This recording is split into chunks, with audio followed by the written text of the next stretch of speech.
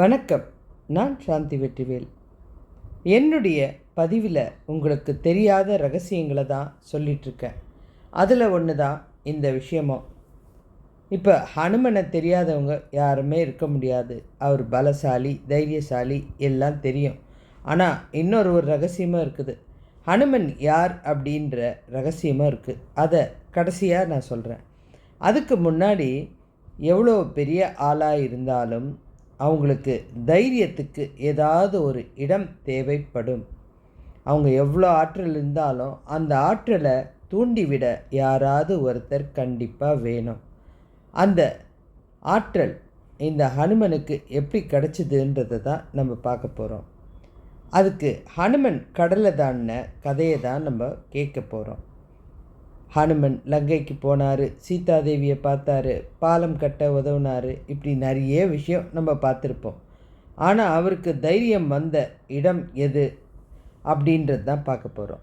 ஒரு சாதாரண வானரம் தன் நம்பிக்கையால், ராமநாமத்தால் எப்படி மிக பெரிய மகா சக்தியாக மாறியது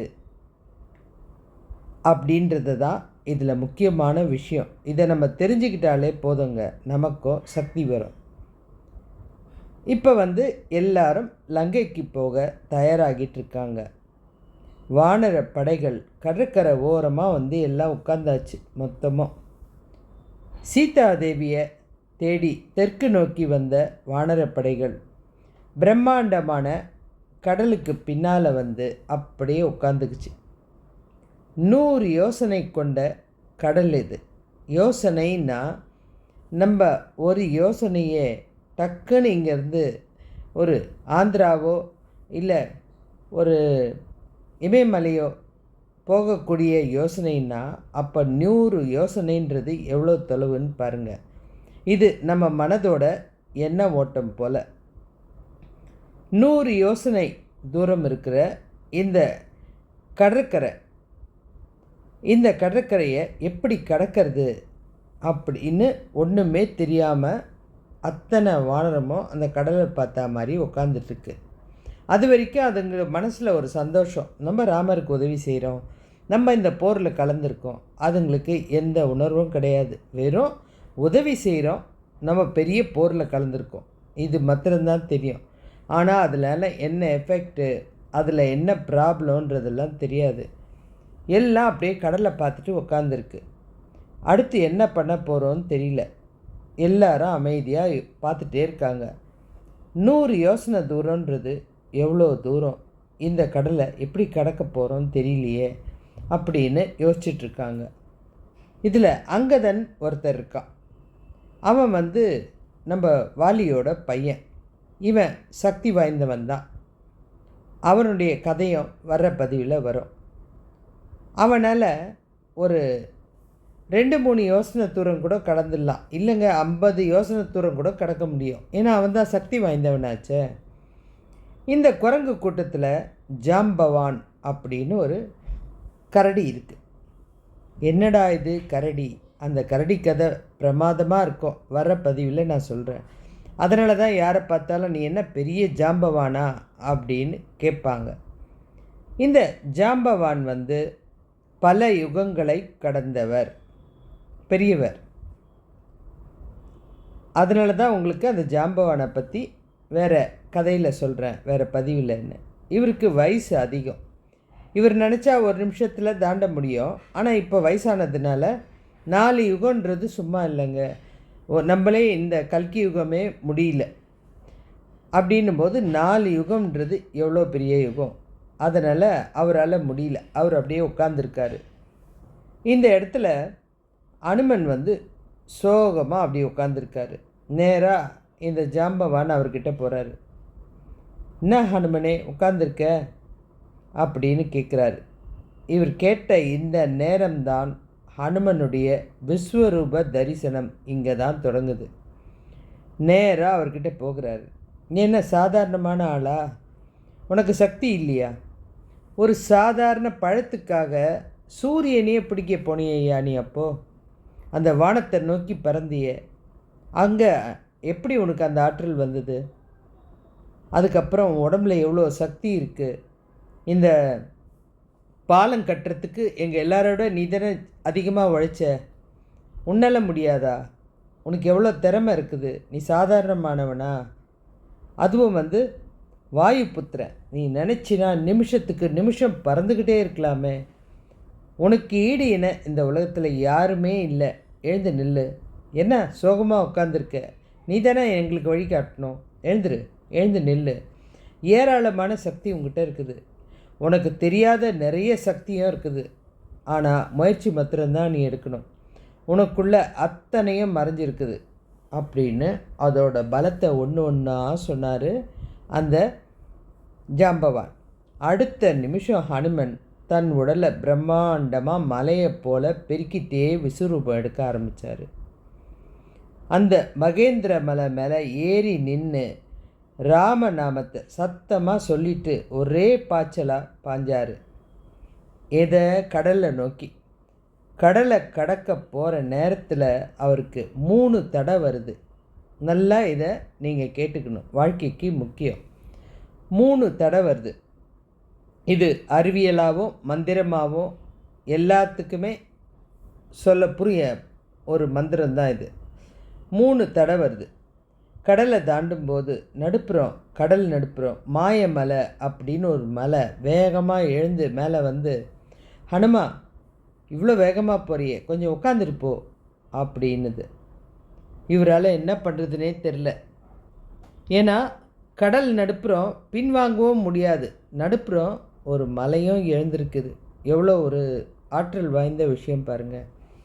அதனால் அவர் என்ன பண்ணார், தன்னுடைய கையை வச்சு ஒரு அழுத்திட்டு ராம காரியமாக போகும்போது ஓய்வு தேவையில்லை அப்படின்ட்டார். அந்த மலையை ஒரு அழுத்தி அடக்கிட்டார். அதுக்கப்புறம் அவருடைய கடமை உணர்வுனால் அவர் திரும்பவும் பறக்க ஆரம்பித்தார். 2வது இடத்துல சுரசை அப்படின்ற அரக்கி, இவ பாம்புகளுடைய தாய், ஹனுமனை விழுங்கிறதுக்கு வந்தாங்க. ஹனுமன் அவங்களுடைய வாய் அகலத்தை பார்த்ததுமே தன்னுடைய உருவத்தை இந்த இடத்துல ரொம்ப சின்னதாக ஆக்கிட்டு முதல்ல பெருசாக்கினார். பெருசாக்கினவுடனே அவளும் பதிலுக்கு பதில் வாயை பெருசாக்குறா. சட்டுன்னு சின்ன புழுவாக மாறி அவள் வாய்க்குள்ளே போயிட்டு டக்குன்னு காது வழியாக வெளியில் வந்துட்டே இருந்துட்டார். இது புத்திசாலித்தனம். ஃபஸ்ட்டு பண்ணது கடமை உணர்வு. நடுப்புறம் எவ்வளோ பெரிய தடை வந்தாலும் நான் அதை யோசிக்க மாட்டேன் அப்படின்னு அதை அடக்கிட்டு அதுக்கு ஒரு வணக்கம் போட்டுட்டு, 2வது இந்த சுரசையை எதிர்கொள்ள தேவையே இல்லாத விஷயம், நம்ம சாதிக்க போயிட்டுருக்கோம். இந்த நேரத்தில் இவ வாய்க்கு சமமாக நம்ம பெருசாகிறத விட சின்ன புழுவாக மாதிரி அவள் காது வழியாக வெளியில் வந்துட்டே இருந்துட்டார். 3வது சிம்ஹிகை அப்படின்னு ஒரு மாய அரக்கி, நிழல் மாதிரி அவரை பிடிச்சி இழுக்கக்கூடிய சக்தி. அவரை இழுத்துட்டே இருக்கா, அவருடைய நிழலை பிடிச்சி இழுத்துட்டே இருக்கா. ஆனால் அவளுடைய ஆற்றல் அவளை விட வேகம் எடுத்து அவளுடைய உடலுக்குள்ளே புகுந்து இதயத்தை கிழிச்சிட்டு வெளியில் வந்துடுச்சு. அவளை அழிச்சாச்சு அந்த இடத்துலையே. இது நடுப்புறம் சில மாயங்கள் நடக்கும். அந்த இடத்துல நம்ம அதை நினச்சி திரும்பி பார்த்துட்டு ரசிச்சுட்டு உட்காந்துருக்கிறதெல்லாம் தேவையில்லாத ஒன்று. அதை விட அந்த இதயத்தில் நுழைஞ்சி அதை கிழிச்சிட்டு அதை காலி பண்ணிவிட்டு அவர் பாட்டுன்னு வந்துக்கிட்டே இருந்துட்டார். அடுத்த கால் லங்கையில் வச்சுட்டார். ஒரு சின்ன பூனை போல் உருவம் எடுத்து இரவு நேரம் லங்கை நகருக்குள்ளே புகுந்தார். அசோகவனத்தில் சீதாதேவியை பார்த்தாரு. இந்த கதையில் எவ்வளோ பெரிய ஒரு நம்பிக்கை இருக்குது பாருங்கள். கடல் இந்த நம்பிக்கையால் இவ்வளோ பெரிய, அதாவது பல யோசனை கொண்ட கடல் ஒரு கால்வாய் மாதிரி ஹனுமனுடைய பலத்தினால் வந்துருச்சு. அடுத்தது இந்த ஜாம்பவான் சொன்ன அறிவுரையை அவர் காது கொடுத்து பொறுமையாக கேட்டதுனால அந்த ஆற்றல் புரிஞ்சுது. சில நேரத்தில் நமக்கு நிதானம் தேவை. மற்றவங்க என்ன சொல்கிறாங்க அப்படின்றத பொறுமையாக கேட்டோம்னா நம்ம சக்தி நம்மளுக்கு கிடைக்கும். அடுத்தது அந்த மாய விஷயம் நடக்கிற ஒரு ஒரு விஷயமும் அந்த கடலில் மாதிரி நமக்கும் வாழ்க்கையில் நிறைய பிரச்சனைகள் வரதான் செய்யும். அந்த மலை மாதிரி நம்ம வேகமாக போகும்போது ஏதோ ஒன்று தடுக்கும் பிரம்மாண்டமாக. அதை பார்த்துட்டு அதோடு தயங்கிடக்கூடாது. ஆனால் அதை அலட்சியமாக தடுத்துட்டு அடுத்து வந்தார் பாருங்க, அது இவரை பிடிக்கிறதுக்கு வருது, விழுங்கிறதுக்கு. அதுக்கு ஈக்குவலாக அவர் நினச்சா மிகப்பெரிய பிரம்மாண்டமான விஸ்வரூபம் எடுக்க முடியும். ஆனால் அவர் அதை விரும்பலை. நான் இதுக்கு சரிசமமாக எதுக்காக என்னுடைய உடலை பெருசாக்கணும் அப்படின்னு போட்டி போடுறத விட்டுட்டு சின்ன புழுவாக மாதிரி அந்த இடத்துல அமைதியாக சில இடத்துல போயிடுறது ரொம்ப நல்லது. அது அடுத்த நிமிஷம் அந்த சின்ன புழுவாக மாதிரி அவருடைய காது வழியாக வந்துட்டே இருந்துட்டார். அடுத்தது மாயம் துரத்தும் போது அந்த இடத்துல அந்த மாயத்தோட இதயத்தை தொலைச்சி வெளியில் அதை விட ஆற்றலோடு வெளியில் ஓடினார் பாருங்க. அதனால தான் அவரால் லங்கை மண்ணை காலை வைக்க முடிஞ்சுது. இந்த ஹனுமன் போல் எந்த கடலையும் துன்பக் கடலையும் நாம் பிரச்சனை இல்லாமல் தாண்டி வரக்கூடிய சக்தி நம்மக்கிட்ட இருக்குங்க. நமக்கு எவ்வளோ பிரச்சனை வந்தாலும் இந்த 3 விஷயம் நம்ம புரிஞ்சுக்கிட்டோம்னா எப்பேற்பட்ட கடலையும் தாண்டலாம். இதுக்காக தான் இந்த விஷயம். இதுக்குள்ளே இன்னொரு விஷயமும் இருக்குது. இது சாதாரணமாக இவர் செஞ்ச சாதனை இல்லைங்க. இதை விட அவருடைய வாலில் அதை விட அதிகமான சக்தி இருக்குது. எதனாலன்றதை நான் உங்களுக்கு கடைசியாக தான் சொல்லுவேன். இவருடைய வாலில் சக்தி இருக்குது அப்படின்றது அவர் உணர்ந்துட்டார். ஒரு ஆற்றல் உணரும் போதே தங்கிட்ட இன்னொரு ஆற்றல் இருக்குதா அதையும் உணர்ந்துருவாங்க. எல்லாருக்குமே அது ஒரு கட்டம் வரும். யாராவது ஒருத்தர் நம்மளை தூண்டி விடுவாங்க, நம்மளால் அதனால் ஜெயிக்க முடியும். இந்த வாலில் என்ன சக்தி இருக்குன்னா, இவருக்கு தன்னம்பிக்கை கொடுக்கறதே அந்த வால் தான். ராவணனை போய் சந்திக்க போகிறார் இல்லையா, நான் தூதன் வந்திருக்கேன் அப்படின்றார். ஒரு தூதன் அப்படின்றவனை கண்டிப்பாக யாரும் துன்புறுத்த மாட்டாங்க. ஏன்னா அவங்ககிட்ட இருந்து என்ன விஷயம் கொண்டு வந்திருக்கான்றது நமக்கு தேவை. அதை விவரமாக கேட்கணும். அவனை தண்டித்தா அதை விட கோழை வேறு யாருமே கிடையாது. நம்மக்கிட்ட ஒரு தகவலை சொல்ல ஒருத்தர் வரும்போது காது கொடுத்து கேட்கணும். அப்போ தான் நம்மளுக்கு அதை எப்படி எதிர்கொள்ளலாம், அவங்க நல்லது பேசுகிறாங்களா கெட்டது பேசுகிறாங்களா எல்லா விஷயமும் புரியும். இந்த இடத்துல தூதன் அப்படின்னவுடனே அந்த குரங்கை அலட்சியமாக பார்த்து சொல்லு அப்படின்றாரு ராவணன். அவர் உட்கார்ந்துருக்கிறது பெரிய ஆசனம். ஆனால் இவர் ஒரு தூதனுக்கு உண்டான மரியாதையை நீ கொடுக்கல. ஆனால் நீ கொடுக்கலனாலும் என்னோட மரியாதையை என்னால் வாங்கிக்க முடியும் அப்படின்னு தன்னுடைய வாளையே ஆசனமாக ஆக்கிட்டார். பயங்கரமாக சுற்றி அவரை விட பிரம்மாண்டமான ஆசனத்தை உருவாக்கிட்டார். ஒரு இடத்துல நம்மளுக்கு மரியாதை கிடைக்கலன்னா நம்மளுடைய தரத்தை நம்ம உயர்த்துகிற அளவுக்கு வாழணுன்றது இந்த விஷயம். இவர் அந்த ஆசனத்தில் உட்கார்ந்தவனே குரங்கு தானே அப்படின்னு அதை எழுப்ப பார்க்குறாங்க. அந்த வாளை கொஞ்சம் கூட அசைக்க முடியலைங்க. அவ்வளோ ஸ்ட்ரென்த்தான மொத்த சக்தியும் அதில் தான் இருக்குங்க. என்னுடைய ஆசனம் நானே உருவாக்கினேன், இதை யாராலையும் தகர்க்க முடியாது அப்படின்னு அவர் அதில் கம்பீரமாக உட்கார்ந்தார். ஏன்னா அவன் கொடுத்துருந்தா கூட எப்போ வேணாலும் அந்த ஆசனம் பிடுங்கப்படலாம். இவரே உருவாக்கின ஒன்றை யாராலும் அழிக்க முடியாது. நம்ம வாழ்க்கைக்கு தேவையான பாடம் இதுவும் ஒன்று. அடுத்தது அந்த வாள் அப்படின்னு சொல்லிட்டு, இந்த வாளை வச்சுட்டு இவ்வளோ ஆட்டமா அப்படின்னு ராவணன் கேட்குறாரு. அதில் தாங்க அந்த போருக்கே ஒரு தொடக்கமாகவே இருந்தது. அந்த வாளில் தானங்க அவர் நெருப்பை வச்சு அந்த லங்கையே எரித்தார், ராவணனுடைய நகரத்தையே எரித்தார் வலை ஆனால் அப்போ சீதாதேவி ஒரு வரத்தை கொடுத்தாங்க. இந்த அனல் உனக்கு குளிர்ச்சியை மாத்திரம்தான் தரும் அப்படின்னு. ஏன்னா எனக்காக நீ இந்த இவ்வளோ ஆக்ரோஷப்படுறன்னும் போது அந்த நெருப்பு உன்னை பாதிக்கக்கூடாதுன்னு. அதனால தான் அந்த நெருப்பில் அந்த ஊரையே அழிச்சா கூட அவருடைய வாலில் சின்னோண்டு காயம் கூட கிடையாது.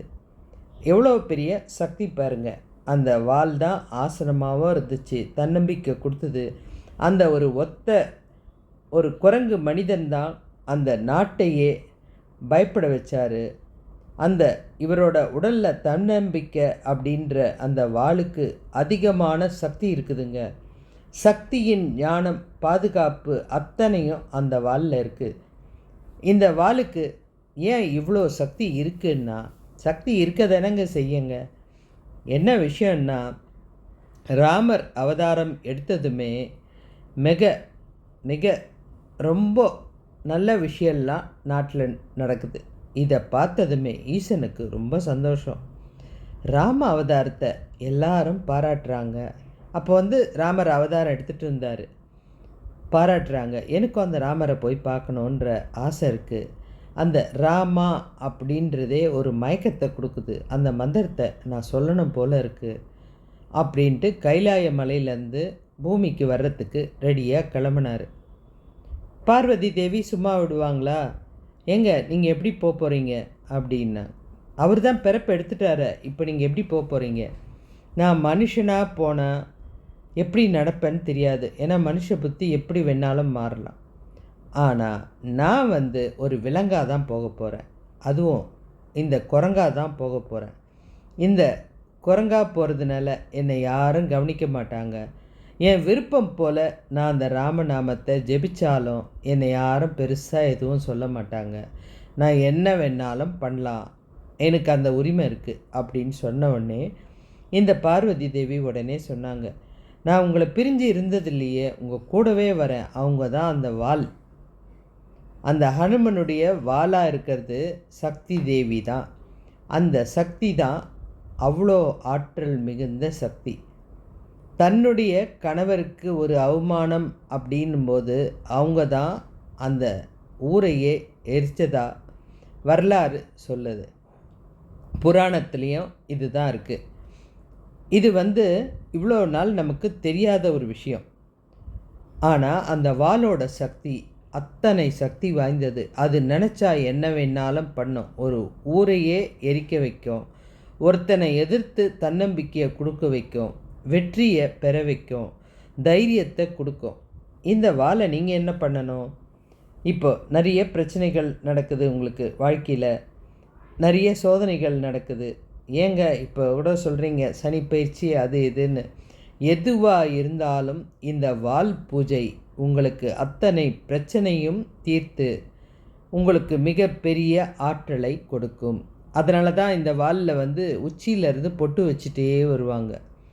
அதாவது இந்த ஈசன்கிட்ட இருந்து வர ஒரு பகுதி தான் இந்த வாள், அந்த சக்தி.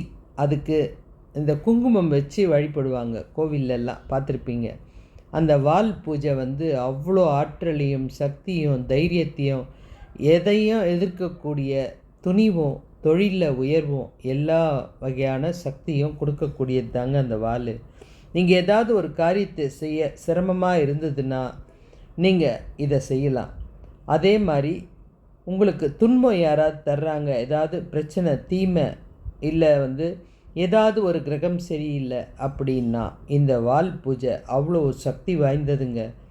இந்த ஹனுமனின் மொத்த உருவத்தையும் இந்த வாளில் தாங்க சக்தி அதிகமாக இருக்குது. அந்த மொத்த உருவத்தில் அந்த வாளில் தான் சக்தி அதிகமாக இருக்குது. அதனால் தீய சக்திகளை விரட்டக்கூடியது.